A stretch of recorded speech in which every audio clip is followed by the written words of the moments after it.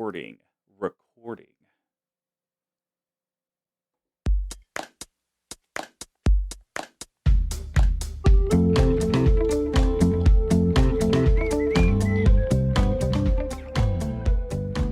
Okay, and here we go. Hey guys, welcome to episode 158 of CMD Towers Brews and Woo! Builds. I'm Mr. Commodore 5, and my fellow hosts will be seeing who has the survival of the fittest at M30 in a couple of weeks, BigTuck. That's right, the next big event. What up, everybody? Hold on, let me finish pouring this. Look at the color, everyone. It's so seasonal and something I've been waiting for all day. Oh god. How we doing? Happy Spooktober and the spoopy season out there. I wish that I had lightning greaves in here just so we could do our spooky boots bit, but don't really need it as it turns out. Yeah, I guess when your whole deck is kind of haste, Lightning Yes. Greaves is a little redundant. Also, I know you're not a big beer drinker, and I want to get into your nuptials that I was at and everything that followed after that. But what's your barometer on pumpkin? Like, as a concept, is Like something I want to sleep with. Pumpkin pies, roasted pumpkins with butternut squash in it, pumpkin seeds. Okay, so I like pumpkin. Pumpkin spice lattes. I like some like things those that are either, they're too pumpkin. sweet. I like Okay. some things that are pumpkin. Now, pumpkin pie is my favorite pie on the planet. I love pumpkin Interesting, pie. okay. It's my absolute favorite. Pumpkin seeds, I used to, if you toast them, do a little bit of salt, yeah. they're decent. But I'm not one of those basic people that tries to fit pumpkin into literally everything. That's just not me. Getting ready to shove a pumpkin up your ass as soon as the leaves start turning. Well, how did green. that even start? Like, I remember that being a thing last year in 2021, and now it's back. I thought it was a meme. I don't know. It's like it's definitely a meme. So I don't really like pumpkin that much, but I gotta say this brewery called Southern Tier, which is it's up in New York, but they have a brew factory down here. They make this Pumpkin Imperial Pumpkin Ale that's 8.6%. Pretty tasty. Not a bad way to celebrate the fall season here. But enough about that. How was Italy? Besides amazing. It was great. The funny thing is when we got back, my now wife had made the very astute comment. Mrs. Number 5. Mrs. Number 5, or is she number 6? Well, technically she'd be number 1. Number 1. I was just gonna say, before I get you in any trouble, she's number 1 for sure. So the thing that was interesting is when we got back, she actually she kept texting me being like, "Gosh, I'm so hungry." And it's just like we got so used to just like eating small things throughout the day. Yeah. And then now you come back here where it's just more of like you just eat 2, maybe 3 meals a day, and that's it. So she was getting all these like random hunger pains, but ate a ton of food, ate a lot of great food, got to see some great things. I've already that video or photo or whatever of her shoving the pizza in her mouth is hysterical. Oh yeah, it's awesome. Just straight in. I mean, gosh, I still remember the look on her face when she took the bite and like just the joy that overcame it. It's like, oh yes. But yeah, no, the thing that she was surprised about, we each only put on maybe 1 pound the entire trip, and we ate like fools. But it just goes to show, A, when you're walking all damn day, you burn a lot of calories. But the bigger thing is just like the quality of food that they have over there not being as processed. It's just your body's able to like use it more efficiently. Being in a city that has public transportation and is walkable, right? Like I'm sure that adds a lot where you're not just like driving everywhere too. So okay, I want to get into the thing I ask you every time, right? Am I tired? Are you tired? A little tired, actually. I was gonna say I would think so since you were texting me at 2 a.m. my time. Yeah, I had a bit of insomnia last night. But on this trip, so you get out of 5 stars, right? Our normal things, your peak, your pits, and the thing that you would personally change. And you can't. Then it has to be. You have to be able to have the agency to change it. So like you can't change the weather, right? Okay. But something that you yourself could have changed. All right. Out of 5 stars, believe it or not, it's about a 3 out of 5. Nothing to do with Mrs. Number One. Nothing to do with Italy itself, or the things we got to experience. It was all the other crap that just like piled down. I'll tell you some other time about it. We don't have the time allotment today for it, but Oh, I'm 3 out of sorry. 5 stars. The peak, I would have to say, the peak would have been when she got to see the Trevi Fountain. It's absolutely beautiful. She like didn't even expect it to look that Wow. amazing. So it really, caught her off guard. Um, so that was a pretty neat experience for sure. The pit definitely would be God. As our day in Rome, it was night. We're sitting down at my favorite restaurant ever. We're about to get some wine, get the food to go because we had to catch our train, and then it just starts pouring out of Oh nowhere, and we're sitting no. outside. So we like get inside. We're kind of like already wet, and then they do get us the food, and so it's like we got to walk to the train station because we can't get an Uber or a cab. So we're walking, like her feet are Oh like God. blistered to hell because we did like 30,000 plus steps that day in Rome. She's never walked that much, and I think in her life, and so Yeah. she was like all kind of like grouchy and grumpy, and I was like, hey, why Sure. don't you put on a different pair of shoes? Just like out of she's like, well, you told me not to overpack, and it like kind of became this like little like tit in A a tat tiff. that really Yes. didn't Yes. need Yes. to be. Yes. So that would definitely be the pit. Which honestly, in the grand scheme of things, it's like a pretty. Oh no, the pit would be when I was taking a taxi back from Santa Maria Novella train station to where we were staying outside the city. The taxi driver totally took advantage of me. Completely went a super super long way. Doubled. I Oh. mean, my cab was only supposed to be €50. It ended up being 110. The guy Oh. wouldn't listen Jeez. to me. I had GPS on, telling him where to turn. He wasn't doing it. So that They was just my took you pit for a for ride, sure. huh? Yeah, that Yeah. sucks. And then what was the last thing? You're the thing that you could change that's within the agency to do so. Okay.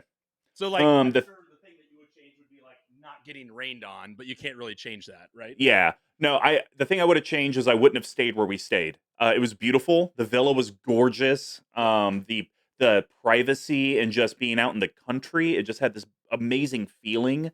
But it was such a pain in the butt to try to get into the city. Yeah, I bet. And I think even if I had rented a car, it would have been a pain in the butt trying to park in the city because I Mhm. didn't remember their parking garages. No way I could have ever parked in any of those garages. Way too Sure. complicated to do.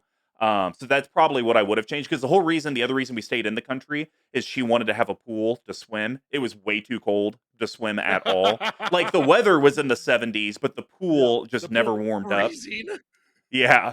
So Right. that's probably what I would have changed. If I would have thought that the pool was unswimmable, we Yeah. probably would have stayed in the city and been able to even have more experiences. Right. Uh, well, good, man. I'm glad to have you back. That's exciting. Yeah. Yeah, How's I'm it going? glad to be back. How's everything else at the homestead? Oh, it's going good. We're going to be Did you hang smoking. that? Did you hang my freaking gift yet? No, it's right there. I You have piece where of it's going to shit. get. You're a piece of shit. I have where it's going to go. I just haven't hung it yet. So Okay. it's basically like if you're looking at the Yeah. TV down in the CMD Tower cave, it's like I'm going to put it in between the TV and the DVD case. There's like this Got it. nice little rectangular Kind of. spot. Is it going to be kind of the same spot where the lotus is on the other side? Exactly. Yep. Ah. Just Okay. like that. Sweet. Awesome. Nice little Yeah, for mandatory. sure. Well. Speaking, you did have some good wine over there, I assume, right? Well, I don't know if by definition it's good. I loved it. On average, I probably had 4 bottles of wine a day. You're a Uh, Chianti. You're a yeah. big Well, Chianti dude, fan. the place that we stayed at, they make their own olive oil No way. Chianti. So I was getting bottles of Chianti for $5, $4, Wow. and it's Well, this organic, fresh made. The yeah. grandma there even made us pesto from scratch because I wanted Oof. some, and she just like made it, and it's the best pesto I've ever had in my GD life. Hell yeah. Well, while you were drinking bottles of good wine, I, on the other hand, was getting a glass of shitty wine thrown at me on a date, which was my big. What? Yeah. What? I don't want to. I can't get in. I can't get into all the specifics of it, but the words "f you effing pos" might have been said. And luckily, this girl didn't play softball, so she missed with the wine throw. she like tried to throw wine at me first, and then like underhanded the wine glass at me, and both of them missed and shattered on the ground. And then she stormed off in a huff. I was like, well, I guess we're not going on a third date. Was that I'll at tell a you what about. restaurant? Yes, luckily we're in the back patio. Luckily we're the only people out there, or else it would have been way worse. Um, so then, and I'll tell you more about this offline because it's funny, but it's very complicated. I feel like I was in the right. So, anyways, I pick up the Of stem. course you do. I pick up the stem of glass and go throw it away. And I go to wash my hands, right? And then I walk out like, oh, I left my beer on the table. So I walk back there. She had her freaking car keys still on the table too. She forgot them when she stormed off. And I was like, now, if I was a real dickhead, I would just grab these and throw them over the wall and just leave, right? And be like, I don't know where your keys are, lady. Like, tough shit. But I was like, no, she might call the cops or something. I don't know. So I literally just had to like hang. I literally had to just like, I grabbed them. I was like, all right, whatever. And I see her in the front. She's like patting her pockets down. I literally just walk up to her with her keys out like this, like not looking at her. It's like, I know, I don't want to talk to you either.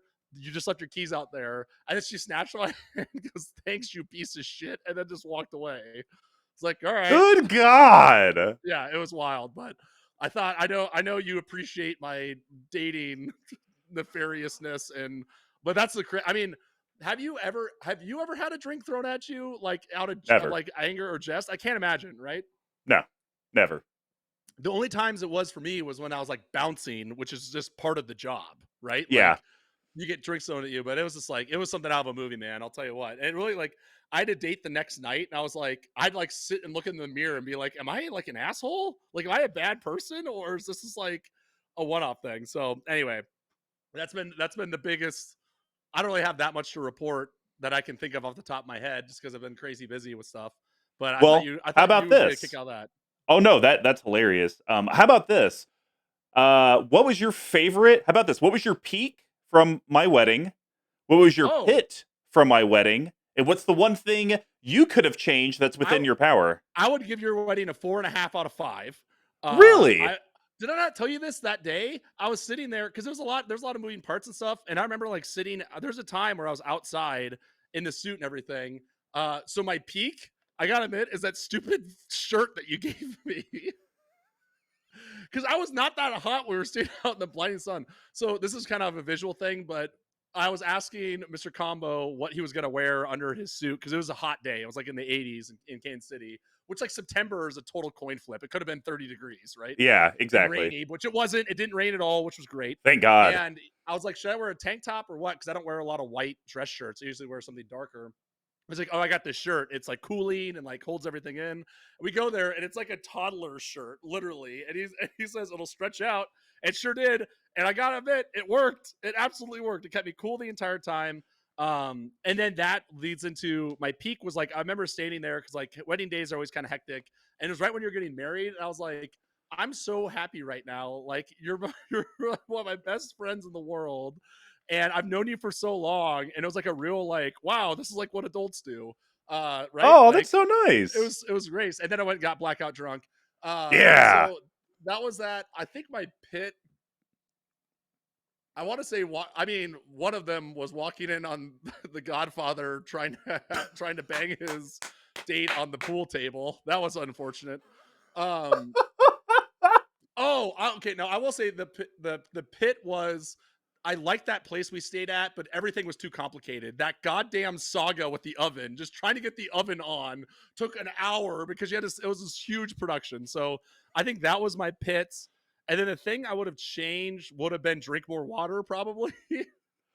See, me and the wife, we were sober up until the pool. Because like we were drinking, it was just like I couldn't drink enough to get tipsy or Yeah. drunk. Well, and you're running around shaking hands and like taking Yeah, photos and everything, right? that's So true. Well, no, that's great to hear. yeah, Definitely loved you being a part of the day. it was And incredible. if I Now, had to give a peak that wasn't yeah, just the getting married and whatnot, it yeah. would I actually was gonna say, have to what's be yours? uh, her maid of honor chugging that bottle of Dom Perignon, like In the most limo? expensive bottle of champagne, like just pounding it throughout the wedding. Oh, I thought that was yeah. hilarious. Do you also remember her trying to read? Like, if I remember correctly, she had to do one of these things where she's like, "I think Joanna is my favorite," versus like when she was trying to read, right? So that had to be my peak. I would say my pit. We didn't actually get to have any of our cake. Oh, We yeah, we literally did the cake cutting, did the one piece for the picture, and then that was yeah. it. We didn't get to eat any of our cake. And the one thing that I would have changed that I could have controlled, which is a lot of things because it was my damn wedding, I probably would have changed. I think I actually would have paid to let the girls get there even an hour earlier so we could have been more on time because us being off by like that 15 20 minutes threw off so many things through the Oh, like night. the psych. Yeah, Yeah, the we cycling of forgot that things. we Yeah. didn't do the bouquet toss. That was something that I guess we ran out of time and just Oh they were shit, like, we didn't do that. Yeah. yeah. So it's like we forgot to do that. I didn't get to even go see the yard games at all. Like it would have been cool to like get some Yeah. people together to go play some bags. Or And light them up, also whatever. Yeah. I only was on the dance floor for maybe 3 minutes. But I do know Well, that you tore it up. I was gonna say, for what you lacked on there, I did, and I did my classic thing.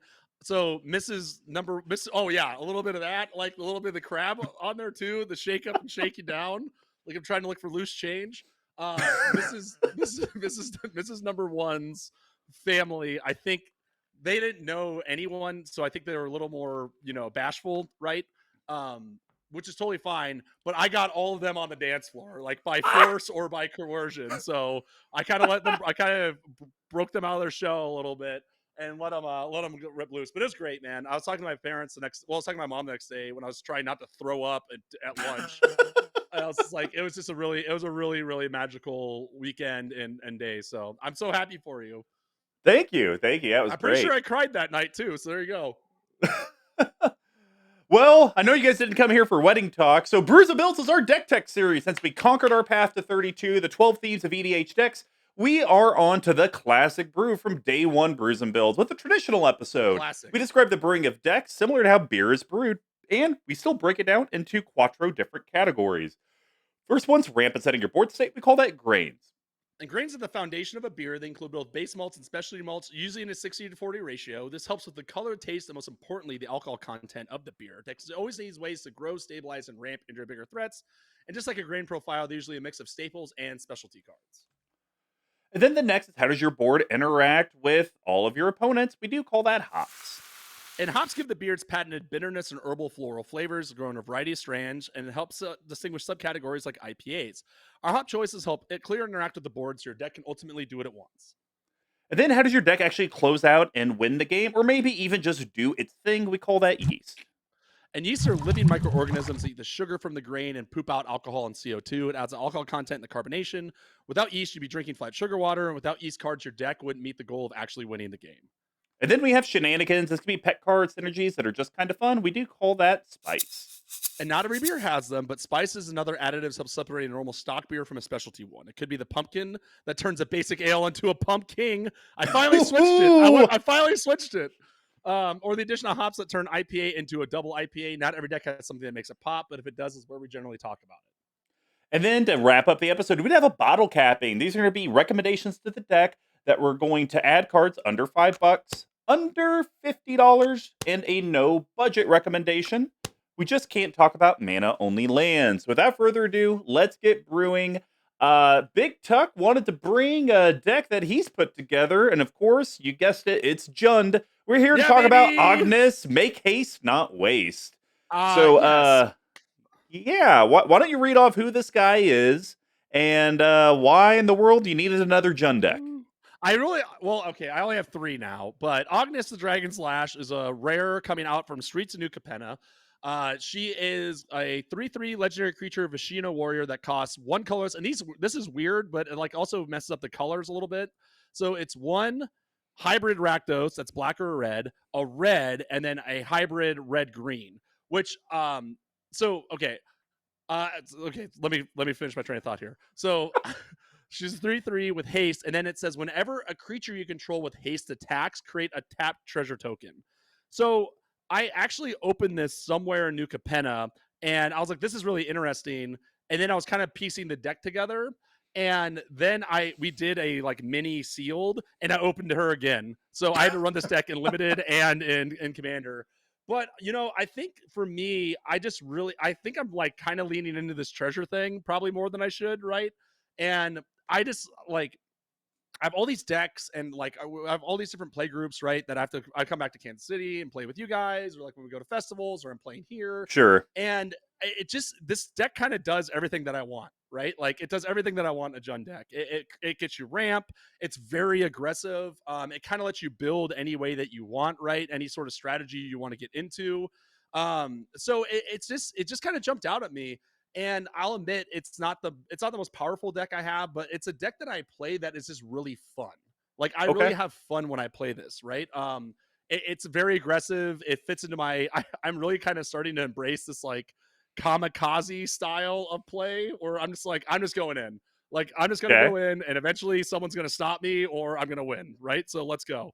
Uh, and I think another thing too, and this is a weird way to quantify. I feel like this deck lets me play kind of whatever card I want, right? I think it's very malleable in that sense. So for me, this is also kind of like a best hits of Jund and Rakdos and those colors I really enjoy. So it's been something I've really enjoyed playing. It's really easy to pull out of the binder. I think in the future, as I will finally go through and do this like deck purge, getting ready for Charlotte The Magic City, Purge. yeah, it's gonna be a big one.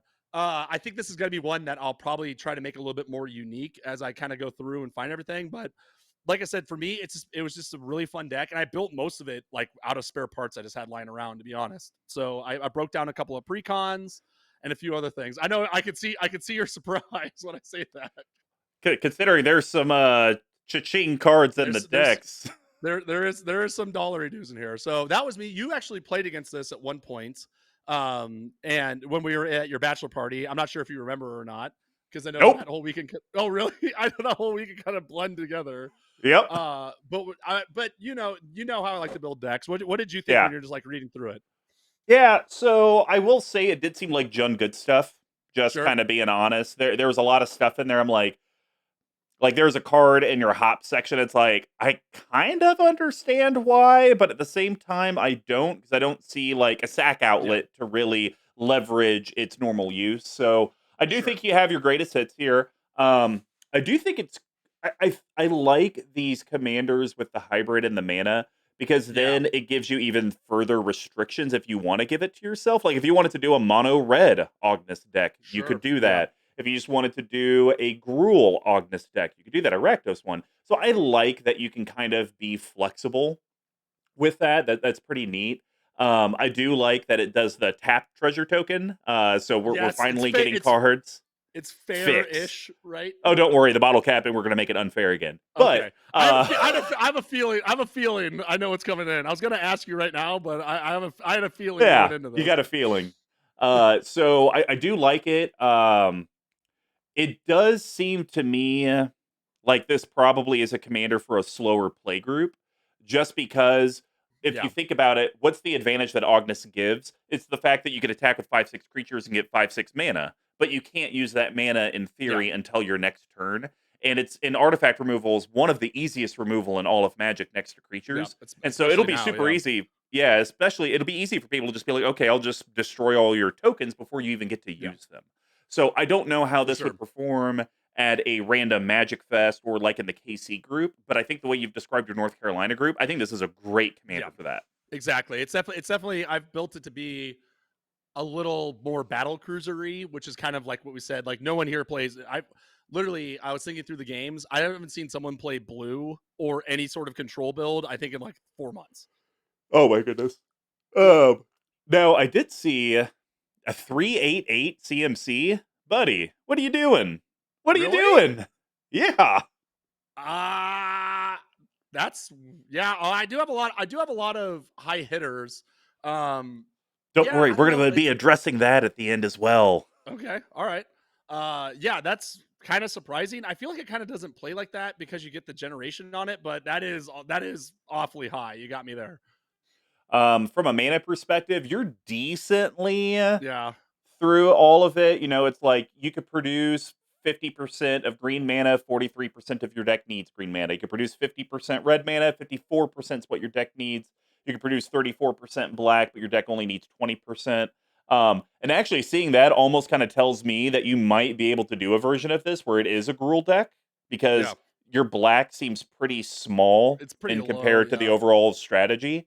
So you could almost treat it like how you do in Limited, where you splash a color. Maybe you sure. could even get the deck to where it's like, yeah, I'll splash black, so I'll have a chromatic lantern, I'll have the command tower to get it if I need it. But this is Yeah, really yeah, going to yeah. be a Gruul deck if you were looking to try to make it even Trying to sweatier. make it, yeah, for sure. Even sweatier. Yeah, and like this is just a deck that I still haven't gotten my cart from abyssproxyshop.com, shameless plug. So this is if you notice there's no fetches outside of one, there's no dual lands or of any varietal in it. So that's something that could definitely be fixed in V2 or 3 or whatever this is. Yep. And the current buy price of this deck right now through good old TCG player is $556 hairs. It's a lot. I think. Well, okay. There's a couple cards in here which I don't put the varietal in that may or may not be not tournament legal, which might affect the price. But it's still an expensive deck, which was shocking to me to see as well. Well, I think we should go ahead and get into this Yeah. deck tech. Before we do, we would love for you guys to check out and join our amazing patron community, patreon.com/CMD Tower. We have many different tiers on there that go from like, it starts at $3 on up from there. It gives you full, complete access into our Discord, but also you guys will have opportunities to be on Brews and Builds, actually sling some cardboard rectangles like Spencer did. Well, I guess it's weird because it's like we're in the future, but also in the past now. Right. So it's like live audience, you'll see it Monday, recorded audience. It happened this last Monday. You guys will figure it out. Yeah. But then You're smart. also You're even, smart. yeah, you're smarticles. And of course, getting like some free swag from us as well. So anything you guys can do really does help us keep the channel up, helps us continue to improve the gear that we use and put out just more content. So patreon.com/CMD Tower. Now let's head over to the grains and Big Tuck. Uh, what do you want to start with? I got some good ones that I've picked, but Okay. I'm wondering if we've maybe matched. I chose all creatures, and I'm 90% sure there's one because when I played this is gonna be my last one. But there's one in here when I played this at the bachelor party, you went berserk for because this is a card that you like quite a bit, and it works really well in this deck. So I'm gonna start with one that the first it's a legendary creature that's also a human warrior that would Okay. fit into the Gruul side of this build if Yeah. we were gonna do that. Yeah. And it's a she. And Yeah. if she was IRL, I would definitely want to take her out to a pasta dinner. Are you ready, sir? I am. Three, Three, two, two, one. one. Jolene the Jolene the Plunder Plunder Queen. Queen! What a beating. 2 colorless, a red and a Yeah. green for a 2/2 legendary creature human warrior. I'll read the first one. You read the second two. How about that? Okay. Thank you. Just mixing it up a little bit, you know. Whenever a player attacks, sorry, she's a 2/2 legendary creature human warrior, as made mention. She's a rare. I got taken for a ride on this one as well. I bought her for $6. She's currently 2. Whenever a player attacks one or more of your opponents, that attacking player creates a treasure token. If you would create one or more treasure tokens, instead create those tokens plus an additional treasure token. And I don't know why you'd ever do this, but sacrifice Yeah. 5 treasures to put 5+1/+1 counters on Jolene. So for me, this is like a me card in a box, right? It gives everyone else incentive to attack your opponents as opposed to you to get that treasure token. Like Curse of Riches, is that one? Oh, The one, yeah, Curse of Opulence. yes. It's kind of like that on a stick, right? The second part of it is also most importantly, the treasure token that you create is not tapped, even though you're only going to create one extra one. Seems pretty strong there. And yeah, I think that the last ability is like if you're in a pinch or I don't know. I think that last one's pretty weak. So my question to you was like, do you feel like because I'm surprised that this was your pick because I would have thought that do you think the first two effects are good enough that the last one being kind of a dud keeps her in the pile? No, the reason she stays on the pile is because with her and your commander, every creature that's attacking, you're getting 3 treasure tokens. Yeah. No, actually, It's great. sorry. Yeah, no, you're getting 4 treasure tokens. Because if you would Right. create 1 or more treasure tokens, and that goes off of the effect, so Jolene will give you 1, and your commander gives you 1, and you get an Oh, extra off of because it's each. all stacked. Yeah. Yeah. Yeah. Yeah, it's So incredible. that's why it stays. Literally, you play Jolene, attack with 1 creature, you've paid for Jolene as long as your commander's Yeah. on the battlefield. It just completely makes sense. Nice. But yeah, I don't like the last one. The last ability is just like if you're just trying to get into the last punch damage, maybe. I don't know. I Sure. don't really see myself ever using it. I wish it was an enchantment, but then it'd probably be too good. So what are you gonna do? What are you gonna do? All right. Well, my second pick is gonna be very boring. It's the throw it in the graveyard. Now everything got begotten haste. Oh God, yeah, anger. Yeah, you just got to talk about it. We're talking about anger Yep. here. Anger, 3 colorless red. You'll never actually do that, but it's a creature incarnation. It does have haste, and it states as long as it's in your graveyard and you control a mountain, creatures you control also have haste, and it's a 2/2. So, I mean, Yep. literally, this if you have a deck where you need everything to have haste, of course you want to try to do as many creatures that naturally have haste as Yep. possible. But we just talked about one like Jolene. She doesn't have haste, but she fits Yep. great within the deck. So how do we get her haste? We need to find as many ways as we can to make sure everything has haste, and anger is literally the most efficient way to do that. It's so easy. Even if you play it and you use it as a blocker, you get your value there. Yep. Um, I think there's kind of 2 ways you can build this deck, right? You can focus on creatures that are just bangers that don't have haste and shovel in as many effects to give them haste as possible. Or you do what I do and try to focus more on creatures that have haste and then have a couple of backup redundant ways to get them haste. I think this one, like you said, is just an immediate slam dunk. Even as a creature, you can still get your treasure token off it. Love to see it. Yeah. All right. Well, what is your second pick? This one is a big, strong dragon man Okay. who's also legendary, Okay. who also fits the Gruul build as well. Okay. I'm guessing by your by your nonchalance, I'm doing this one solo as well. Yep. Probably. Okay, so I'm going with Clouth Unrivaled Ancient. So this was from I broke down the red green Adventures from the Forgotten Realms and took a bunch of stuff from that because there's a ton of haste enablers in there. This one to me is one of the better ones in a big way. So 5 colorless, red and a green for a 4/4 legendary creature dragon. It's a rare coming in the foil version for about $18, which is pretty brutal. So it's flying in haste, and then it reads whenever Clouth attacks, add X mana in any combination of colors where X is the total number of attacking creatures. Spend this mana only to cast spells until the end of turn. You don't lose this mana as steps and phases end. So again, for me, this is a complete blowout card if you can get there, right? I think this is the peril of the deck, right? Where you have these higher end cards that cost a lot of mana, but you also hypothetically have the ability to generate a lot of mana through these treasures that you're creating turn over turn. So for me, it's kind of a high risk, high reward. I will say this: if this card didn't have haste, I would cut it immediately because I think in that case it's just a little too slow, and especially because he has to attack. But the fact that he has that haste keyword in there, I feel just makes him a great addition for like the mid to late game, generating value, dumping your hand out, and then just getting ready for the next turn. Yeah, and I mean, you could make the argument that the way this deck should, in theory, operate is you do the normal green stuff where you ramp real quick, try to get your commander out turn 2, turn 3, Yep, and then absolutely. it's just like, okay, I play a creature, haste, we swing, I get a couple of treasures. Next turn, I'm swinging again, I'm getting even more treasures. To where I think Right. ideally you're casting cloth on like turn 5. Oh my god, yeah, absolutely. And then because the deck and the way, and I like cloth. I think I left it in. I didn't cut it because you're always going to be swinging for the fences. That's just what your deck wants you to Yep. do. So it's Yep. just like naturally, even if a bunch of your creatures die and they're like all crappy tokens, you might get 17 or 11 floating mana.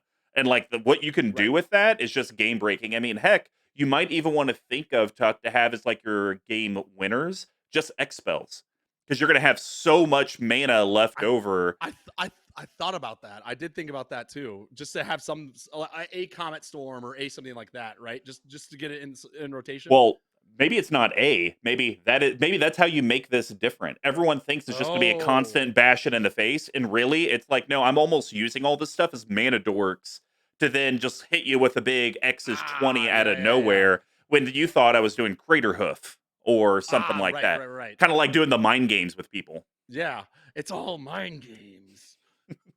Terry Tate. All right. Well, my final one is one of my favorite gods in all of Magic. Oh, We are talking Xenagos the Reveler. oh yeah. It's I so good. It's It's so so good. good, and for your deck, it's so amazing. So Mwah, Xenagos the mwah. Reveler, 2 colorless Gruul, that's your red and your green, legendary planeswalker Xenagos, mythic, 3 loyalty for about $1.50-ish. +1, add X mana of any combo of Gruul, where X is the number of creatures you control. Well, we've already talked about it. You're going to be swinging with a lot of creatures, so you're Yep. probably getting 4 to 6 mana off of this. 0, make a 2/2 red satyr creature token with haste. What? Yes, yes. You and I play Xenagos, and usually that 0 is just like, ugh, I gotta protect Xenagos. I just have You're to like, do it. I have nothing else to do, Noth- right? Yeah. yeah.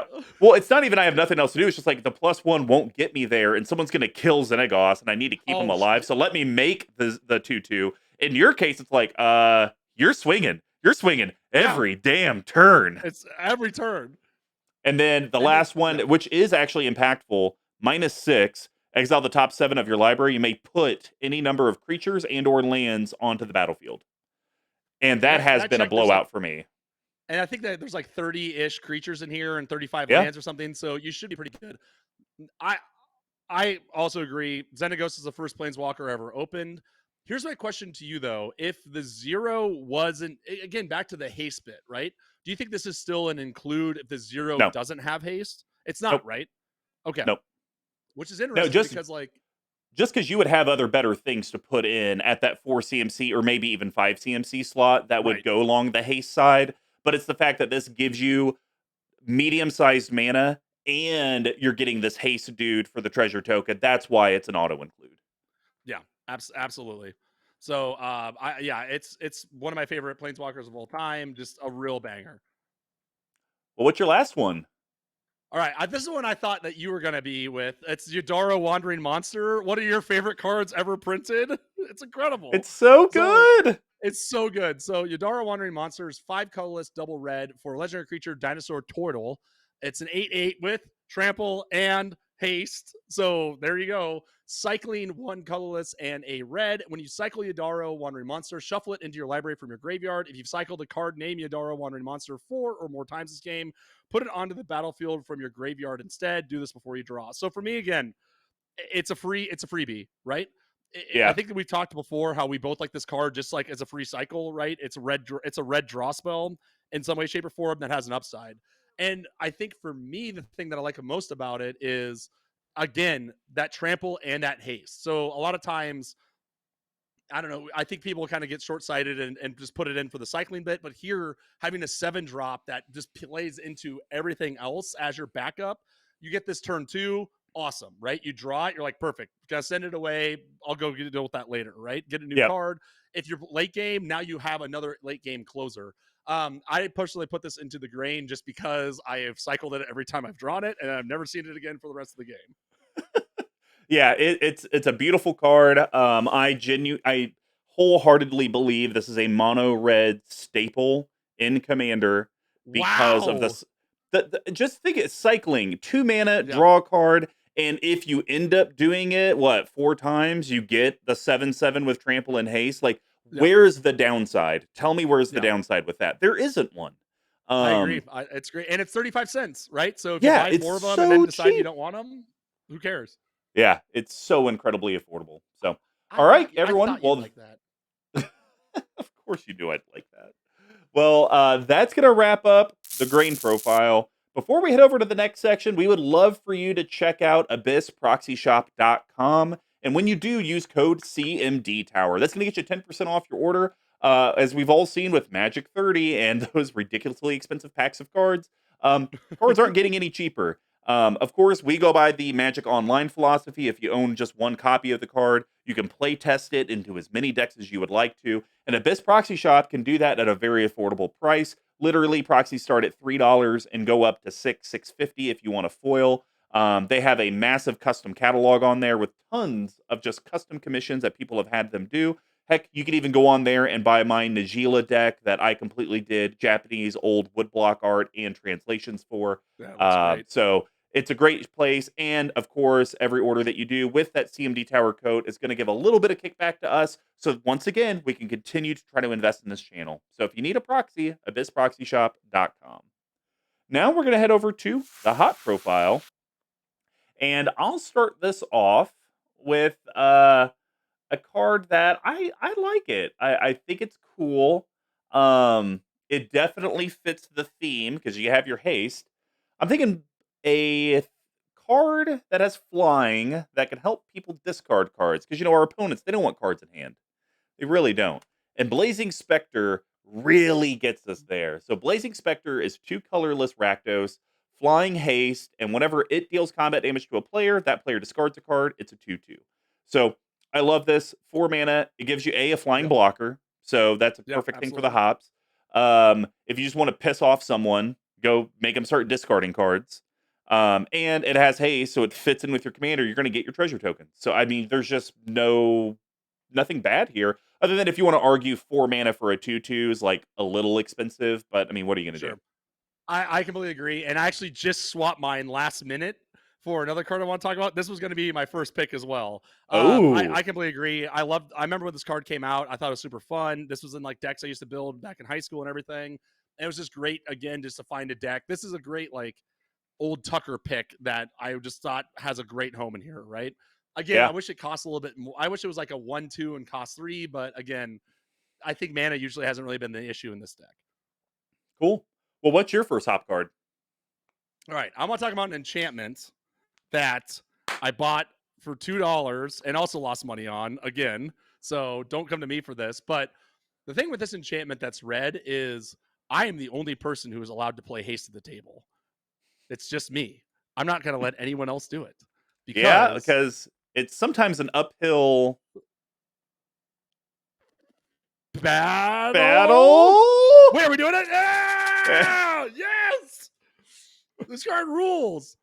Oh, Doyle rules. And I've had it sitting. This is like also like peek behind the scenes. There's a lot of cards in here that are literally were just sitting in a binder, and they all just happen to work out for this. So uphill battle. I'll read the outside and the flavor text, and then you can read what it does. So 2 colorless and a red for an enchantment. It's uncommon for about 35 cents. Chomano, no, he had no choice but to ally with Gerard. If that's what it, oh God, if that's what it took to free his people, he'd pay the price. And What does creatures it your do, Mr. opponents Collins? play come into play tapped. I am the only one with haste at the table. I am it. If you were I am trying the to out haste haste now. me, I yes, am the haste now. Look at my eyes. look at me. Look at me. I am the one with the haste. Yeah, I think this card is pretty strong in here. I've not played it yet though, which is a bummer. So why did you go with it? So I went with it just purely from the aspect of not so much from the mindset of like I'm the only one with haste. That's hilarious. Yeah, I just more went off of it because you to really be efficient need to be able to get damage through. And your opponents having their creatures come into play tapped will make it easier for you to then swing in yes, with your dinky 1/1s and 1/2s and 2/2s and right. be able to get your treasure effect. So I more did it because it is going to slow down your opponents. It's going to make them open for business more frequently because you don't want to have to do the mental math of like, okay, everyone has blockers. I want to do what Yeah, my deck does, but I don't want to lose all my creatures. So like, how do I do absolutely. this? It would just be easier if it's like, okay, well, you have no blockers because they're all tapped. Swing everything at you. Yeah, everything's coming to town. And the another thing about this that like the deck's folly or fallback or like the downside is Ognis is a 3/3 with no ability with no evasion, right? Hmm. That gets destroyed late game. So this, like you said, should always at least open up one person to start swinging in and not just completely like sideboard wipe myself. Yeah, completely agree. All right. Well, my last hop card is a big old worm that likes to just get real angry when it comes in the battlefield. It just wants to F up as much as it possibly can. And that's where Ravager Worm really comes in. So, Oh yeah. 3 colorless, red, green, green, mythic 4/5 creature worm for less than $1. It has Riot, so it ETBs with your choice of a +1/+1 counter or haste. I'm sorry, I think it's just going to be haste every damn time. Yep, pretty Um, much. and when it and this is what I love about it, you don't even have to like do the counter to get its ETB effect. It's like Yes. pick Yep. whatever the heck you want, and then you still get the enter the battlefield. So whenever a Ravager Worm ETBs, choose up to one, so you don't have to do it. Destroy target land with an activated ability that isn't a mana ability. I like that. Mhm. Ravager Worm fights target creature you don't control. So I like this one in the hops because you're going to get your haste. You're never going to do the 1/1 counter. It's No, always going to be haste. absolutely. Yeah. And so it having haste, you're getting your treasure effects. That's great. But the land removal is what I like. Mhm. The activated ability that isn't a mana ability. There's always these problematic lands out there. And Sure. Yep. especially what would wreck your deck that oh, not it's the cumulative upkeep. I want to say Glacial Fortress, but that's Oh, the Azorius land. Glacial Chasm. Glacial Chasm. A card like Glacial Chasm completely destroys you. I mean, that's not technically an activated ability, but cards like that are going Yes. to wreck your deck. So having something that you can cast when you need to blow it up is just clutch. Absolutely, yeah. It removed something. This is a card that I was super hype on. I think I opened it, and again, it just happened to be another. It was another card that I always really liked, and it just fell into a deck that worked out for it personally. So, I did misplay this once and didn't blow up a land. I fought because I couldn't see the person's land in a pile, and then I ended up losing the game because they were able to do an untap land and just blow us out of the water next turn. So, what are you gonna do, Dicks. Dick? Dick All right. move. Well, you got 2 left. It's I your have two show. left. I'll be quick with them. So the first one is another enchantment. This is a new one. I've not been able to play the deck since I put this one in, but Rite of the Raging Storm I think is a really interesting pick here. So 3 colorless, double red for an enchantment. Creatures named Lightning Rager can't attack you or planeswalkers you control. At the beginning of each player's upkeep, that player creates a 5/1 red elemental creature token named Lightning Rager as trample haste, and at the beginning of the end step, sacrifices creature. Goes right back to what I was saying earlier. If this just had trample, which wouldn't make any sense, but the fact it gives you a free haster turn over turn over turn, I like a lot. Especially with paired with a card like Jolene, it's now it's giving your opponents the incentive to go into the red zone.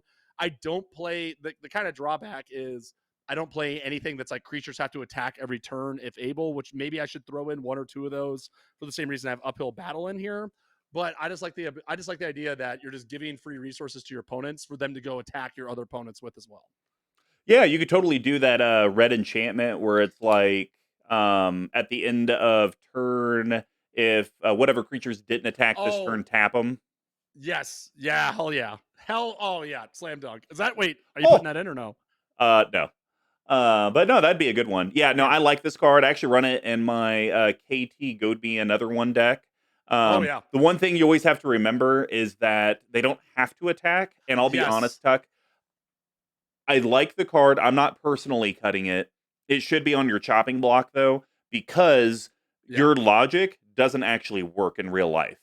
Because I'll have the different curses on people where they get incentivized to attack them, and no one ever attacks with the 5/1. They just end up Really? letting them get sacrificed and die. Yeah, What a bunch of losers.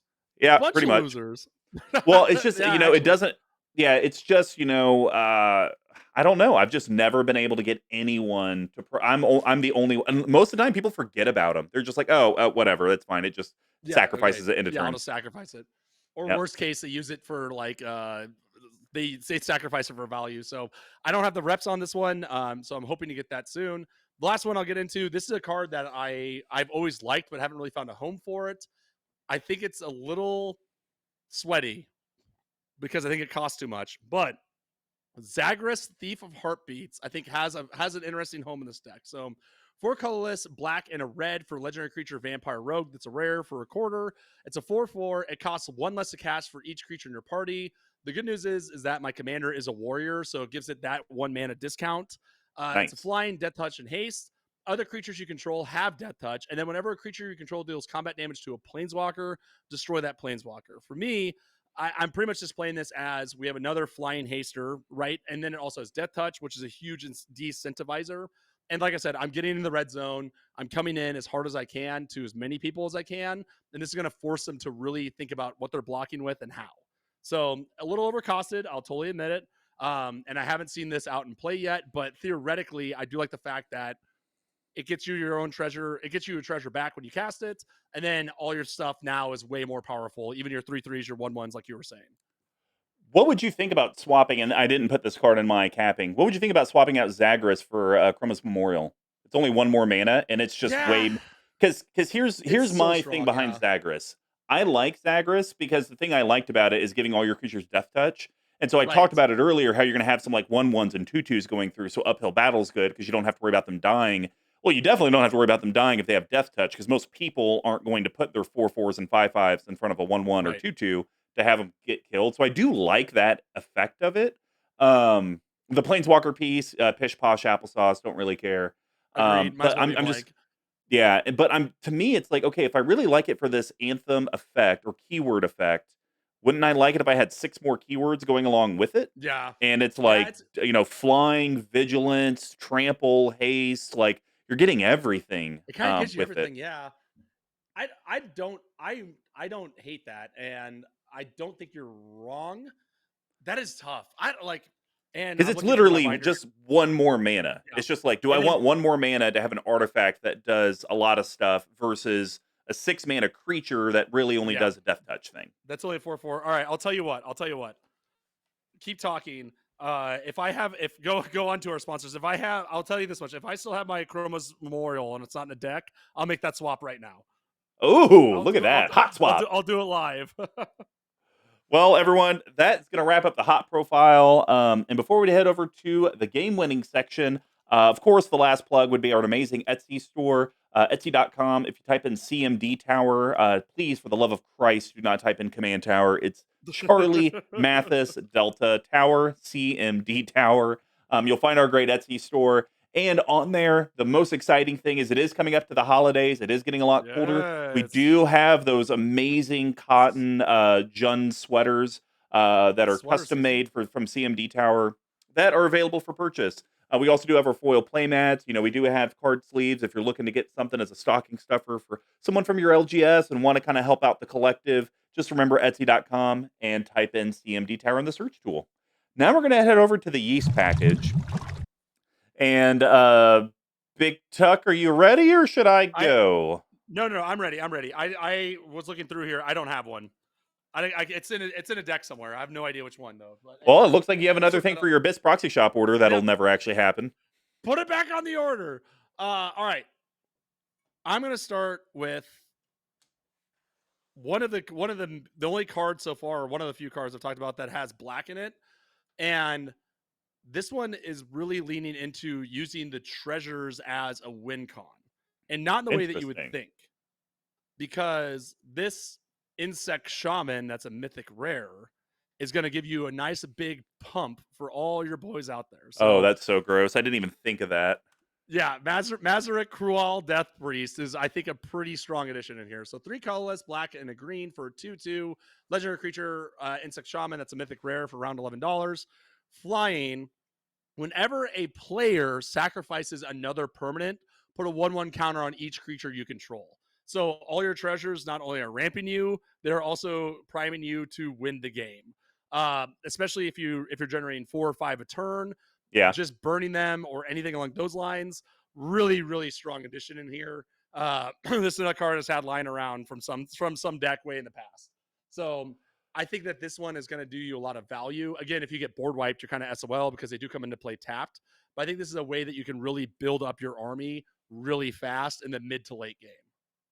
Yeah, I could see that. I mean, this honestly, I was a little like, okay, is this just good stuff things Yeah, left over? But wow, that's I I think didn't it's even pretty. think about the sacrificing the treasure piece. Yeah, that's really good. I think it's pretty Um strong. Now I will say this might be a reason you want to put lightning greaves in your deck Oh, yeah, to protect this yeah, just to this thing. protect something because like in theory, you could have one turn where this goes from a 2/2 to like a 15/15 or like Yeah, a 16/16 out of nowhere.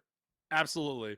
And it is each creature too, which I love as well, right? So it can build up so fast. But yeah, I mean this thing dies lightning bolt and is going to over and over and over again. All right, what was your Well, pick? my next one is actually I kind of spoiled it earlier when we were talking about what I got pre-podcast, but on the early Oh, show sure. for YouTube and Twitch. I mentioned a dragon that was red, and sometimes when his power gets to 20, he smacks faces. It's So all you, we baby. are talking about Inferno of the Star Mounts. Ooh. This card is good-ish on its face, but really it shines when it comes to the excess mana that you're going to end up Yeah. having. So, Inferno of the Star Mounts is going to be 4 colorless red red legendary creature dragon. The spell can't be countered. It has flying and haste. It's a 6/6.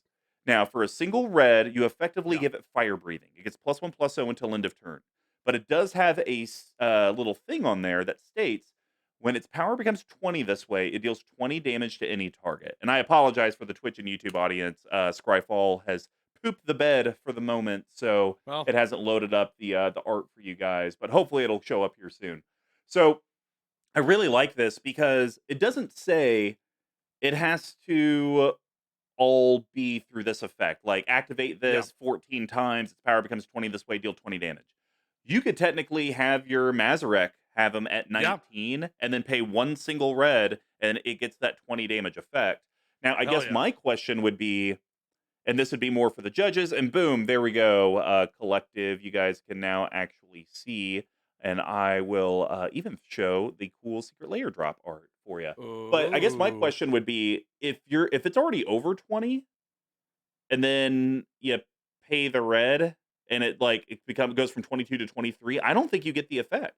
I think it has to be 20. I I think it think has it to be has to 20 be on the 20 on the nose. nose, right? Yeah. Because it doesn't say 20. If it said when its power becomes 20 or greater, And they have to do it that way, so that way you couldn't just keep paying a single red when it's above yeah, 20 and just over and over and bolting over. stuff for 20 over and over.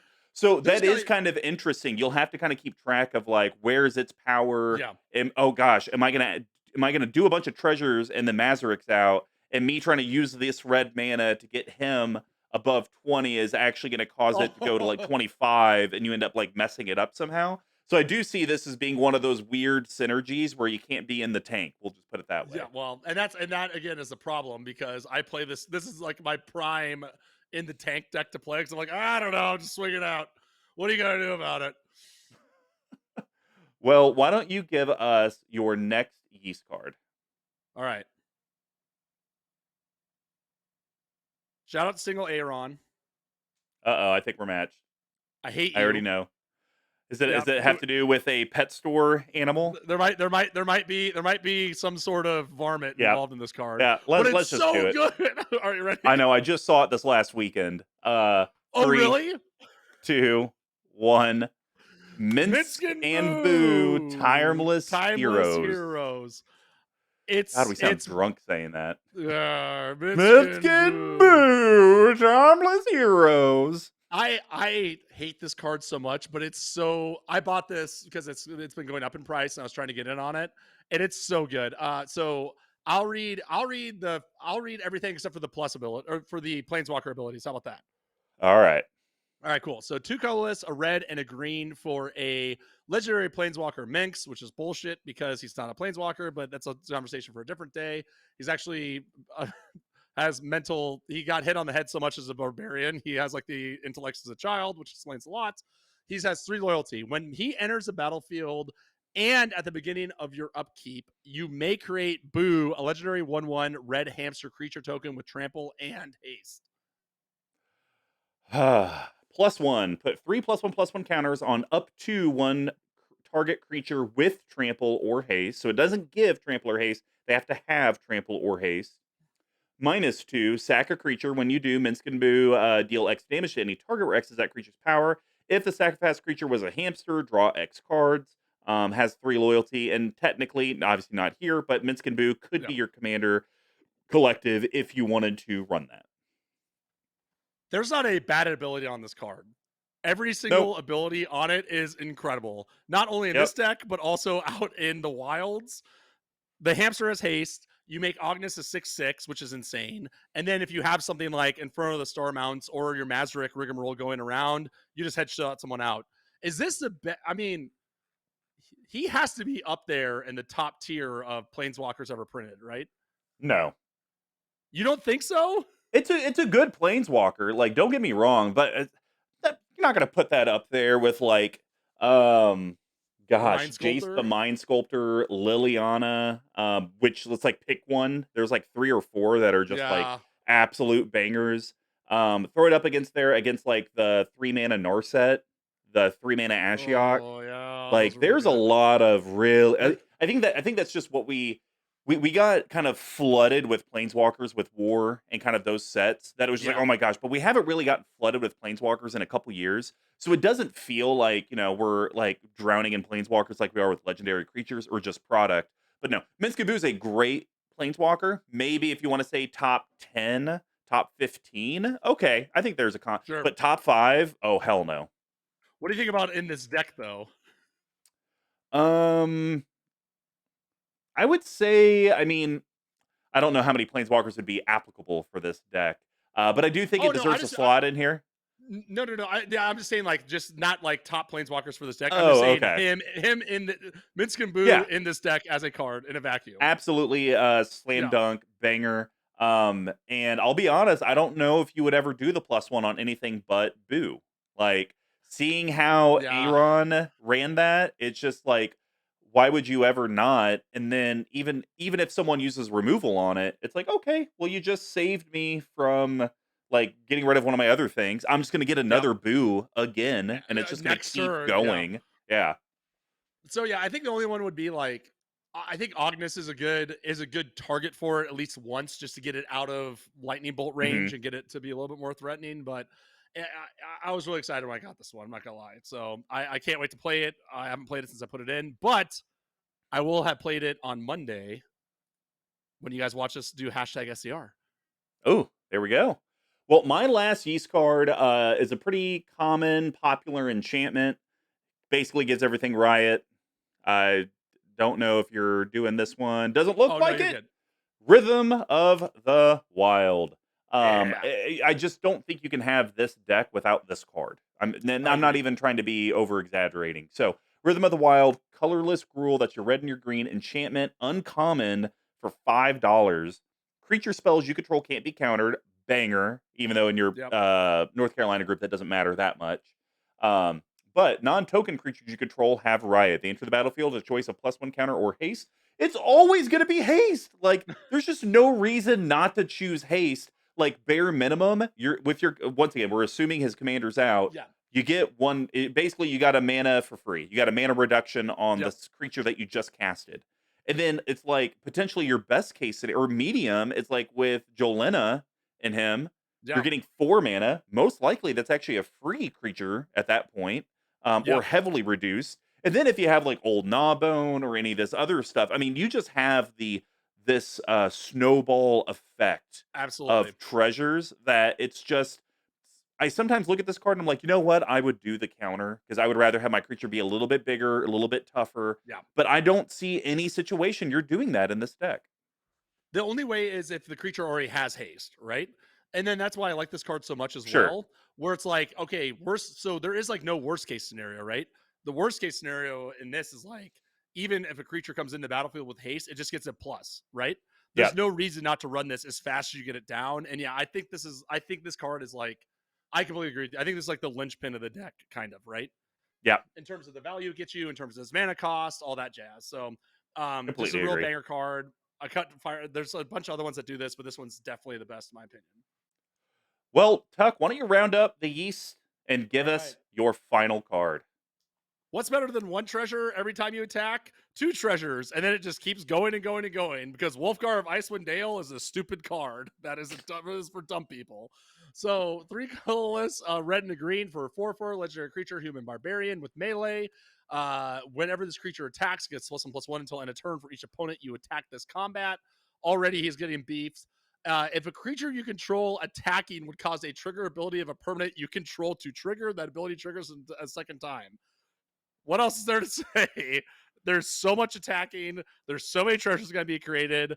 It's just completely bonkers. So, like a lot of the cards I have in here deal with when it attacks, when when we get into the red zone, these sort of things.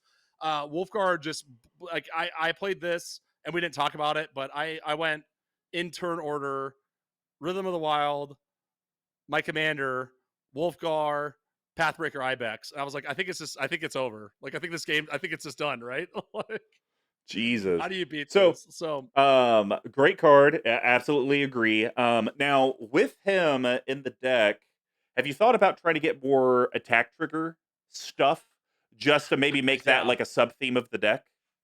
I think that's where I'd want it to go, right? Because like I think there's a lot of other cards or like enchantments or other things where it's like when a creature attacks, X, Y, and Z happens.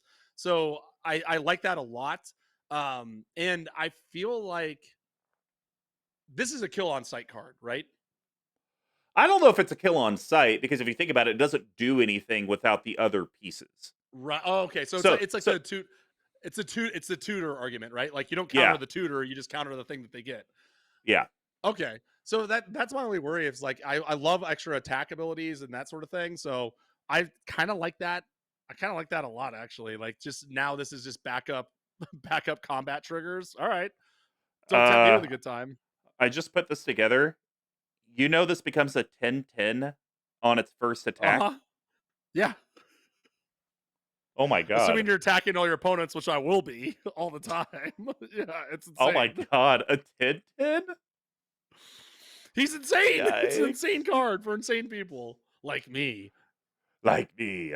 All right. Well, that's going to wrap up the yeast package. Now we're going to head over to the spice and Not a lot of options here. I'm not gonna lie to you. not a lot of options.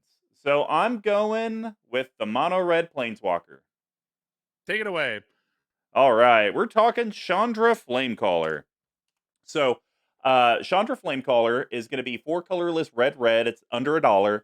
Legendary Planeswalker Chandra. It's a mythic. Comes in with 4 loyalty. I'm going to read the abilities that don't really matter in order. Minus Okay. X. Chandra Flamecaller deals X damage to each creature. Completely worthless. Yep. 0. Discard all the cards in your hand, then draw that many cards plus 1. Okay. Maybe. Plus If you're stuck, 1. yeah. 2/3/1 red elemental creature tokens with haste. Exile at the beginning of the next end step. Yeah, Over and I over and think I'll over and take over and that. over. God. And I mean, I would say this is probably the more overcosted of the Chandras. Yep. Like, really, 6 mana for effectively a wheel plus 1 or 2/3/1s that get exiled. Whatever. But in your deck, it's like, okay, well, 6 mana. Really, it's 4 mana because I'm going to get 2 immediately back with these hasty tokens. And then they just Yeah. keep coming and they just never effing stop. Yeah, I agree. I think that she's been a card that I think you and I have routinely kind of cut out of decks, right? Yep. Like just because she comes in a lot of precons and is like probably a little sweaty, but yes, just the fact it's like every turn over and over and over again. Like I'm just gonna get it. You just get value out of this like crazy. So Yep. the minus X, I agree to you, is like effectively worthless unless you're just like completely desperate, right? I guess Mm. you just need a board wipe. So yeah, I'm here with you 100%. All right, Tuck, close out the spice. What do you got? All right, I got Swag Tusk with extra with Workshop War Chief. So 3 colorless double green for 5/3 creature Rhino Warrior. It's a rare for 25 cents from Capenna as well. It has trample. When it enters the battlefield, you gain 3 life. When it dies, create 4/4 green Rhino token creature token. I think this card's bad on the nose, right? I think it's bad just with that. Here's what I do like about Yep. it though. I'm not playing that much graveyard reanimation, and my creature's going to die. So the fact that you can blitz them out again, 4 colorless and double green, which means you put you. Oh wait, hold on. Oh shit, no, this card's Yeah, you're bad. reading that wrong, buddy. I was thinking, okay, I was thinking something else. No, yeah, I don't think this card's that hot. But Oh anyways, yeah, I'm cutting it. that's fine. Okay. 4 colors and green, green. So you can cast it out, and it's a 5/3 with trample and all that jazz. So I remember, okay, there's another card that has Blitz that I just assume is good because you can cast it from the graveyard with its Blitz cost. And I think my wires just got crossed with that. So all I will say in defense of this card is this. Yeah, Should keep be trying. absolutely Just cut. keep trying. There is a build of this deck that plays very heavily, and this would be the swing, right? If we cut the red out and put in more black, you're playing Blitzkrieg Reanimation, right? Yeah, If you want to do it that way. And if you yeah, want to do it that way, I think this card's a lot better.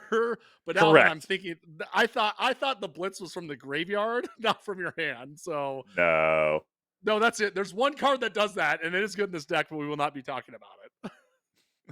Well, Damn that's it. going to wrap up the spice package. And now we're going to head over to the bottle capping. And as a reminder, it's going to be big tucks and ice cuts and ads from the deck. They're going to be under $5, under $50, and a no budget recommendation. The only restriction is no mana only lands.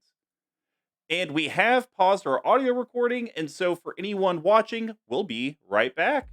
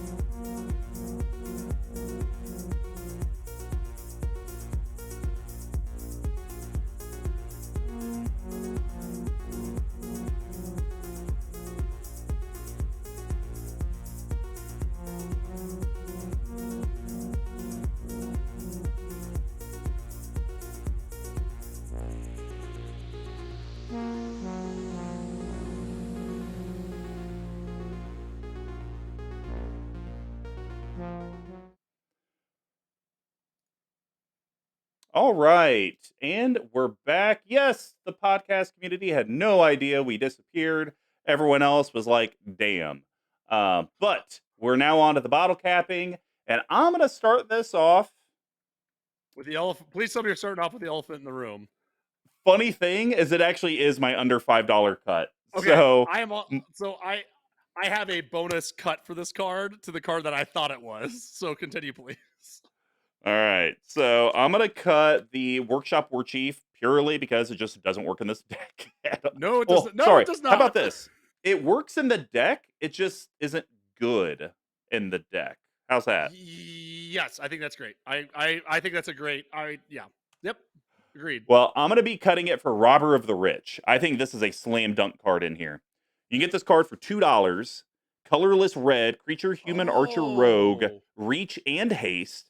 Whenever Robber of the Rich attacks, if defending player has more cards in hand than you, exile the top card of your library. During any turn you attack with road, you may cast that card for paying its mana cost, and you may use mana of any type to cast it. So right, we got it. We got a nice little attacker here. You know, a little 2/2. He is gonna get us card draw, which that's always an area I struggle with. But I love the fact that these just stay in exile. And anytime you attack with the rogue, you get to cast it. So someone could get rid of Robber of the Rich, and if you got another rogue in the deck, which you do with Vagr, there you go. Now you're able to get access to this stuff. So I think this is a auto include, plus it has haste. So yeah, I completely agree with that. It's got a block. Even if you're like, I just need to play this to block against some giant flying beast, you're perfect there. I love it. At low cost, like you said, right? Like we're cutting the mana Mhm. value in less than half. Yep. The one I would have cut for it as well, which Robert the Rich is definitely going in. I am going to cut this as well for Tenacious Underdog, which is another Capenna card. This is the one I thought it was because it's a colorless and a black for a 3/2 creature human warrior that has Blitz, 2 colorless, 2 black, pay 2 life, which is the same deal, right? But the Mhm. trick on this one is that you can cast Tenacious Underdog from your graveyard using its Blitz ability. So the fact that kind of turns into a repeatable haster, that's why I thought all Blitz was from the graveyard, not just from hand. No. No. No, no, That's no, not the way no. that works. That's not how it works. All right. Well, for my under 50, I'm actually going to cut. Don't be too sad. Just don't cry too hard. We're going to cut the Hellkite Igniter. Don't Okay. think it's good enough. So 5 Really? Okay. colorless red. Yeah, I don't know. It's just I think we could do better. So 5 colorless red Yeah. creature dragon. It's a 5/5 with flying and haste. Pay a colorless red. It gets +X+0 until end of turn, where X is the number of artifacts you control. Look, I get it. The hypothetical of, oh, I'll just have a pile of 10 to 12 treasures and just no. I don't think that's going to be the case because I do think you're going to be using those treasures consistently to constantly advance your Yeah. board. And you don't have the doubling effects in here. So if you had doubling season, parallel lives, anointed procession type effects, then I Yeah. could say, okay, I'll fuck with you a little bit here. But we don't have those, so I do think we could Okay. probably do better. And you think this deck is like in the like just talking here today about these treasures too, where it's like I'm just going to be using these to cast more stuff, right? Yeah. Yeah. Okay. Okay. I'm here for it. I'm here for it. But we're going to reduce your CMC by 6. We're going to go from 7 to 1. What? And you know what card we're Oh, adding. are you doing it? Yeah, of course I'm doing it. The Amulet of vigor? Vigor. Okay. All right. You have to. You have to. Single I was colorless wondering. Okay. for a cool $27. Don't worry, your buddy has a good 9 or 10 of them in my binder. Amulet of That's Vigor, single colorless artifact. Whenever a permanent ETB's tapped and under your control, untap it. I think with the fact that your commander, you're always going to be casting it, and it's always giving you tapped treasures. There's zero reason not to run Amulet of Vigor. Plus, putting this card in your 99 tuck, this is going to open you up a lot of doors. You could put in yeah. some of those creature tutors that go get an artifact, CMC 1. You could Oh, go put in more crappy lands, just to be yeah. honest. Like, hey, I like these lands. I just wish they didn't come in tapped. Well, Amulet of Vigor gives you a little bit more flexibility with it. Yeah. And I think this card by itself will make more of a game impact than Hellkite Igniter will. Boom! He Done. got it. Done. Done. I think you're right. I think you're right. I think I just got too in my head about the haste bit of it. You know what I mean? So Yeah. I like whenever I played, I have 2 treasures, maybe. Yeah. Right? See, Because there you go.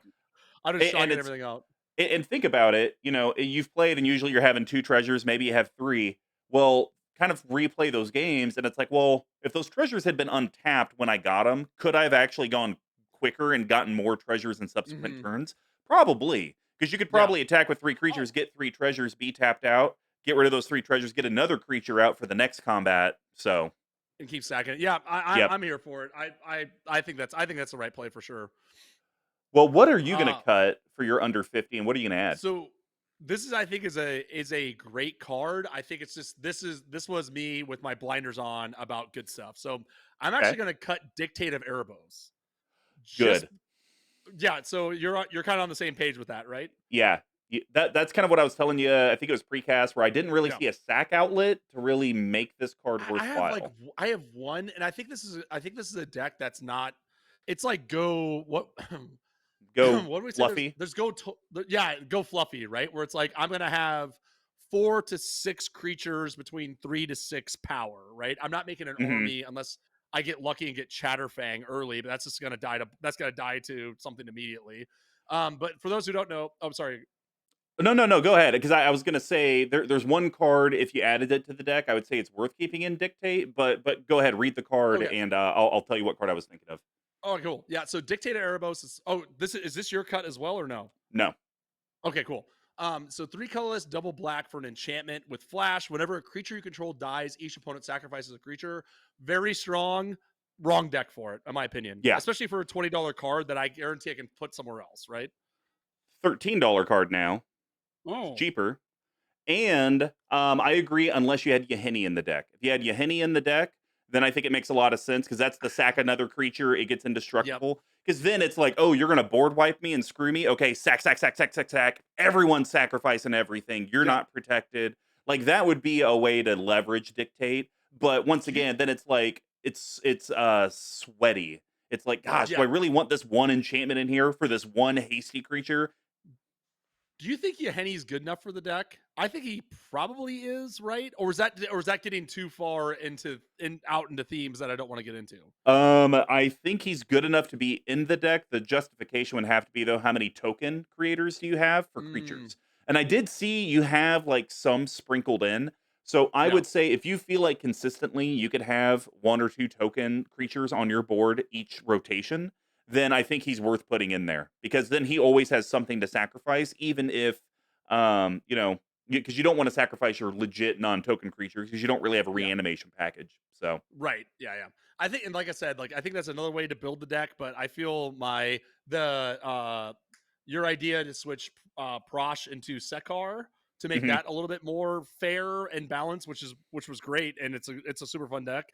That to me is more like that's my Jund kind of reanimator. I want this to be more like Jund on the board, right? Yep. So the one I'm cutting it for, I've gone back and forth with this with some people that I play with up here.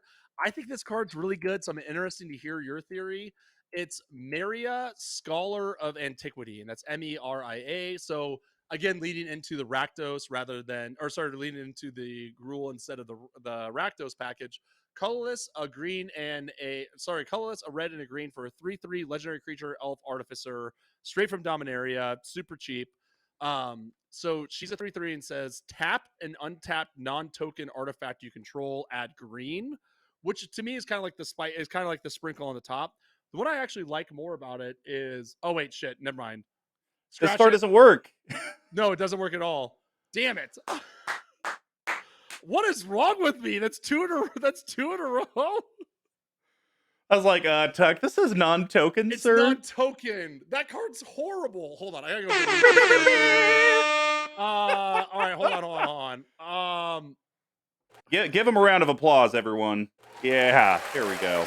I was so psyched about this. I was like, I got it. I fixed it all. Okay.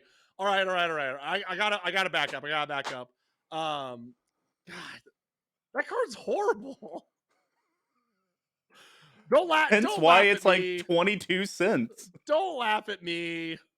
I thought it was cute because I could tap No, my. Tuck. It's very cute for hold on 1 second. Your eight non-token artifacts in the deck. It's super cute.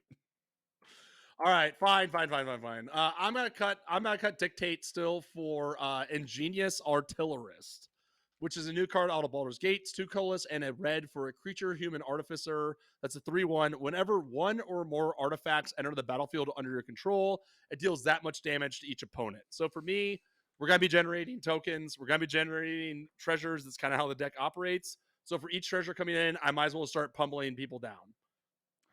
You know, I mean, instead of that one, There's I like know because Nadir's Nightblade. There's a few options in here. I think of the Flame Weaver one. I don't know. It's hold on, I'm doing a quick search for it.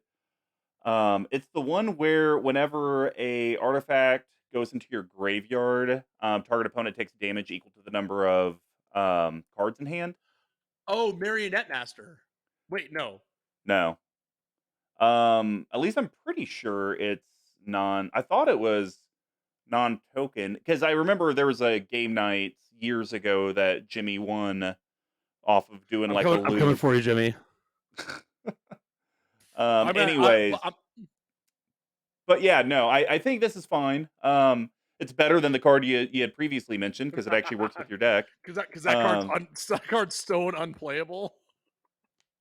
And I do like that because a lot of times I hate the one or more because then you only get the effect once. But I do like that it's going to deal that much Yeah. damage, so it still counts the number of tokens that come in totality. So yeah, I think this is a fine Is it card. is it Um, is it worth putting in the package for all these artifacts, like for all the treasures coming into play, leaving play, and that stuff?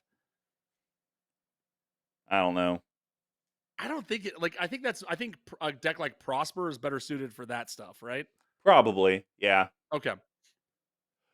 Well, Wow. let's go I on. just shit the bed twice in an episode. It's good to be back. It's good to Good be to be back, back. folks. Well, let's go to the All no right. budget option. Yeah. I'm actually going to be cutting Storm Breath Dragon. Yeah. Okay. Yeah, I'm here for it. Yeah. So Storm Breath Dragon, 3 colorless, red, red. It's a 4/4 dragon mythic, flying haste, protection from white. 5 colorless, red, red for monstrosity 3. If it's not monstrositous, put 3+1/+1 counters on it, and it becomes monstrous. When it becomes monstrous, it deals damage to each opponent equal to the number of cards in that player's hand. Yeah, no, 7 mana for that. That is Yeah. so S- s- over costed. So this should have I in reality this probably should have been a spice because the first draft I ever went to in China when I started playing Magic again, this card was like a nightmare in standard. So it's super Oh, expensive. And because I didn't yeah. know how draft worked, I passed a foil copy of it that was worth $200 in the draft. Just passed I it. mean, if it makes you feel better, the card's only worth $2 now. Yeah. So who came on top now, assholes? Yeah, this is I think in reality you would agree this is a spice card, right? Yeah. Yeah. Okay. So yeah, I'm All okay. right. I'm here for it. I am replacing it with another planeswalker. Are you gonna hurt? Is this gonna be Uh, budget? Is this gonna be budget it's problems? no, you could get a copy for $3. Oh, okay. Yeah, it's kind of like weird, sexy trans vampire. Like I'm just like all sorts of like creepy looking, but I'm also maybe an angel. Let's bring Zariel, Archduke of Avernus, Oh to the yeah. party. Hell yeah. So 2 colorless, red, red, planeswalker Zariel, 3 effects. +1 creatures you control get +1/+0 and gain haste until end of turn. I mean, literally screams Yeah. what your deck wants. Good enough. 0 create a 1/1 red devil creature token. When this creature dies, it deals 1 damage to any target. -6 you get an emblem with at the end of the first combat phase on your turn, untap target creature you control. After this phase, there's an additional combat phase. So Whew. I really equate Zariel to your Xenagos, if you think about it. Yeah. Its plus effect is really good, and it's almost like reverse. Because on the Xenagos, I could see you doing the 0 to get the Satyr with haste more frequently than the +1 for the mana. Here, I'm going to see you Oh. doing the +1 more because it's +1/+0 and haste versus getting that devil token that's just kind of like a blocker if you need it. Yeah. And then the -6, I don't know if there's going to be a part in the game where you need to do that. Because I just haven't analyzed the deck enough to see, but we could just go back to the yeast package that we just did and talk about Inferno of the Star Mounts. I mean, that Yeah. -6 may be really good if you got that thing to 20 and it's like, okay, I kill you, I get another combat, it untaps, and now I kill I like go you. again. Yeah. Yeah. And I think yeah, and I like Zariel. I think she's pretty underplayed. And I like her, and also again, stupid freaking the ampersand logo is $50. So great. Who gets that? But like I think she's relatively underplayed. And I think this is a deck. I feel like this is gonna be something that's gonna go under the radar, like you were saying, right? Where it's like, I'm just +1 in a couple times, and then people are gonna be like, oh, that's about to ultimate. I have to dump all my resources into that, right? Just to Yep. get through. And you're like, all right, cool. Like I untap and now I still have my army, right? Yep. So Completely I agree. like her a lot. I like her a lot, especially for the price. I think getting more planeswalkers in the deck's only gonna do good things for it. I agree. All right, Tuck, close us All out. right. What's your final yeast cut and add? Quick one. I'm actually cutting old Gnawbone, believe it or not. What? Yes, I know. I know. Hear me out. Old I Gnawbone, don't for want those who don't to. know. You don't like this? No, You're gonna no, like I don't want to listen. Old Gnawbone is 5 colorless, double green for a 7/7 flyer. Whenever a creature controls deals combat damage to a Crazy. player, create that many treasure tokens. So want to know what deck Old Gnawbone I only have so many copies of these, right? I have one of them in my mono green deck, and I have another one in here. One You deck, have this one's multiple old Gnawbones? well. I bought one before it spiked, and then I opened a foil in Richmond with my like bonus points. Whatever I know, right? Good So that lord. worked out. But my point being is like I think it's fine, but I'd rather the deck that this really should be in is Ragadaga because Oh. it's 7, get more treasures, that sort of thing, right? And like Mhm. just cutting down on the cutting down on the mana cost, like you were saying. As soon as you said that 388, I was like, I know exactly where Mr. Com was going first. Anything over 4. Hi-ya! Yeah. Adios. So the one I'm gonna cut it for is pretty much a slam dunk. And this is like a kind of a boring one to end on, but at least I know this card is good in the deck. Yeah. Um, and I will be buying it from Abyss Proxy Shop. It's in my cart. Goldspan Dragon, just an absolute house in this deck.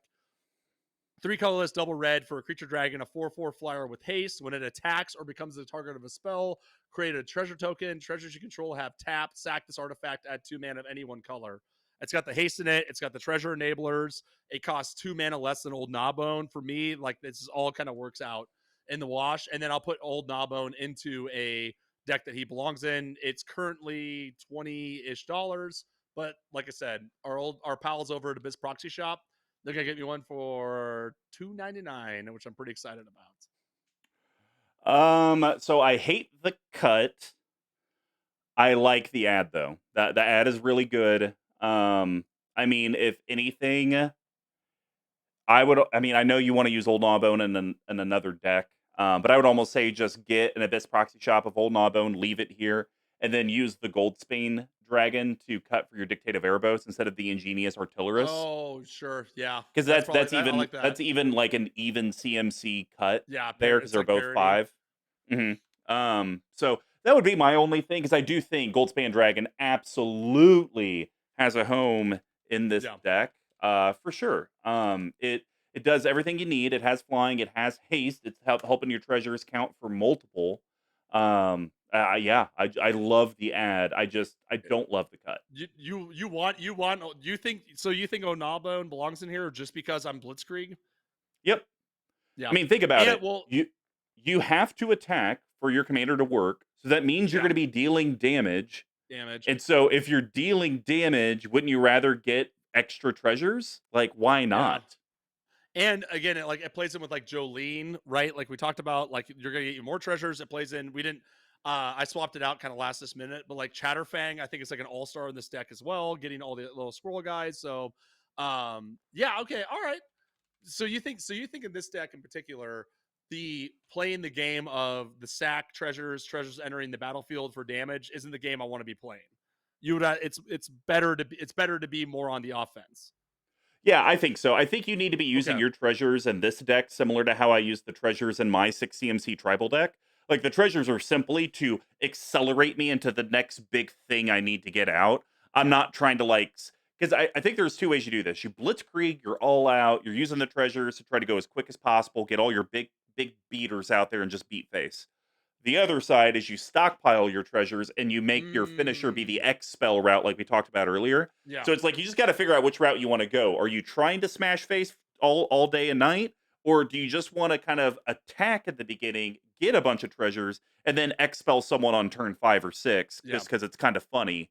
Like that. That's kind of the two directions you could do with the deck. I don't know. You thought about doing Jund Spellslinger with like the X spells? That seems kind of John fun. Spellslinger. Yeah, that's hilarious. No, it is hilarious. I'm not doing. I'll leave that to the people over at EDH Rec and wherever else out in the multiverse.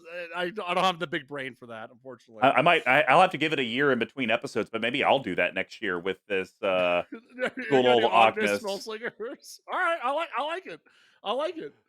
Well, thanks for making it until the end, everyone. Of course, always appreciate when you guys like to join us. And of course, if you'd like to leave some feedback, a 5-star review, we would always appreciate that. And if you'd like to get at us, here's how you could do it. You can get a hold of me at Mr. Comma number 5 on Twitter, all spelled out except for the 5. Big Tuck. What's your bit now? Do you have a bit? I just try to check. My bit is reaching out to people to come stream with us. So if you are a content creator who would like to come stream with us on Monday, every other Monday at 8:30 on PM, reach out to me at BigTuck tweeting. That's it. No, I'm no bits anymore. No bits, no bit No tuck. bits. I leave all the bits for here. I leave all the bits for here. And of course, you could get to our main account where we do always have the posts go out with the links of when content drops at CMD Tower on Twitter as well. You can go to our website, cmdtower.com/BNBE158. Tuck, are we still doing a website with like show notes and stuff, or are we Yes, kind we are. of okay? We Okay, got well, I'm checking right now. I think we're updated through last week. So we have it'll have the website is still chugging along. We are not the differences are we are no longer posting the cuts and ads. We are just posting the website's a place where you can go check the deck link, see the YouTube clips and all that jazz as well. So we still have a website. It's just another way that you can go. And also on the website, if you don't listen to us on Stitcher or anywhere else, it has links to all the different streaming platforms, I think you called it, right? On there as well. So it's just more of like a repository than an in-depth look on each deck. sweet. And of course, just type in Chatterfang Squirrel General, Mazarik, Crawl, Death Priest, Druid of Purification, Tower.com. Now, we do have multiple ways that you can support the store, of course. Support the store, support the Store channel. the store. Um, our amazing patron community, which we do have a new patron that joined. I apologize. It's the first time we've been able to do your shout out, just with me being gone. We didn't have a chance, but Tuck from high school, Nico Tucker. What? Really? Yep. Yeah, Nico What a joined. blowout. He joined the Big Tuck Brew Buddy group, so definitely thank you, Nico. We're going to be getting your prizes shipped out Wow. here in the next few days. Definitely appreciate the support. But patreon.com/CMD Tower. You guys, we got tiers starting at $3 that gets you into the Discord and full unadulterated access. But then, Oh. up from there at our $7, 15, and 25, we do give you swag. We do give you playmats, sleeves, tokens, coins, all of that kind of stuff. All of that money really does go to help pay for all the hosting fees and when we need new equipment and traveling costs and prizes for giveaways and all of that stuff. So anything you guys can do would really mean a lot. Patreon.com. And of course, we do have abyssproxyshop.com. Be sure to use code CMD Tower for 10% off. And we do have our great Etsy store as well, Etsy.com. And if you just purely type in CMD Tower in the search bar, you're going to find said store. And of course, we just would appreciate anything you guys could really do on there because it really does help. Now, Big Tuck, Ognis, what was it? Haste makes waste? Yep. Yeah. How do you feel about the deck? Do you feel like your cuts and ads are going to help you get to where you wanted to go? Do you think this is a deck that Yes. might be in the rotation for the long haul?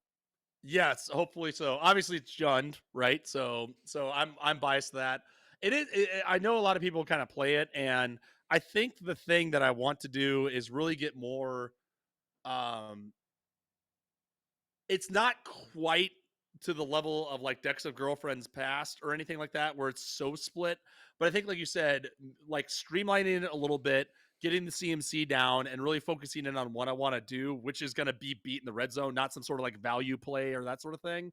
I think Okay. that's what's going to make this deck even better, and just be like I said, it's kind of one of those decks, the ones I like to play, where I'm coming out of the gate screaming, and I'm either going to have a value train so that you guys can't stop, or I'm going to get board wiped and maybe come back and pick it up in the end. So I love all your cuts. I think the Amulet Vigor one was like, You I knew knew it it was was coming. coming, but Yeah. I think it's so good, right?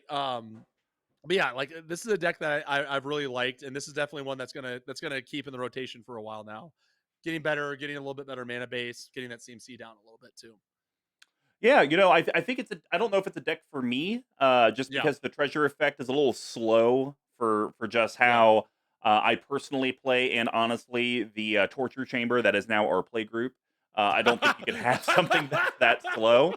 But The it's torture good for your chamber. play group. I'm glad I like some of your cuts and ads as well. And I can't tell if it's a wasp or a ant that's flying in my basement and keeps landing on the TV.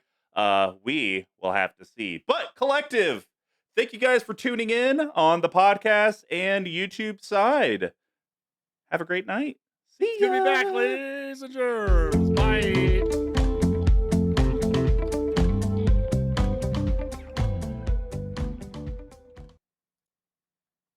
What a blowout. Workshop